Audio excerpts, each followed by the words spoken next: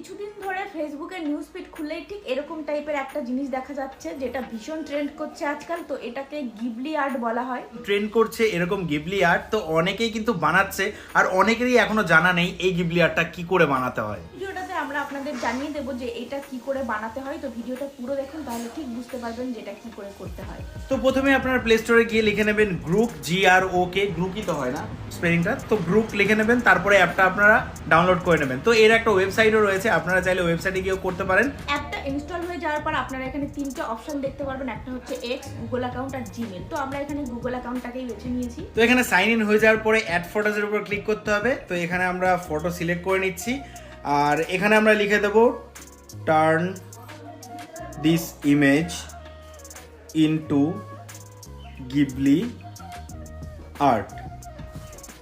তো এখানে আমরা আমাদের জন্মসালটা সিলেক্ট করে দেবো আর এখানে দেখতে পাচ্ছেন আমাদের ইমেজটা রেডি হয়ে গেছে। তো কতটা সিম্পল দেখতে পারলেন, আমরা এই ইমেজটা রেডি করে ফেলতে পারলাম। যারা জানতেন না এতদিন তাদের কাছে হয়তো বিষয়টা একটু টাফ বলে মনে হয়েছে, বাট এটা কিন্তু ততটাই ইজি। দেখতে পাচ্ছেন আমরা কিন্তু কত সিম্পল ওয়েতে এটা বানিয়ে ফেললাম। যেটা যত পারবেন ফ্রেন্ড সার্কেলের মধ্যে শেয়ার করে দেন, তাহলে কিন্তু সবাই জেনে যাবে আর আপনার নিউজ ফিড আরও এরকম ধরনের গিবলি আর্ট দিয়ে ভরে যাবে। Bye bye.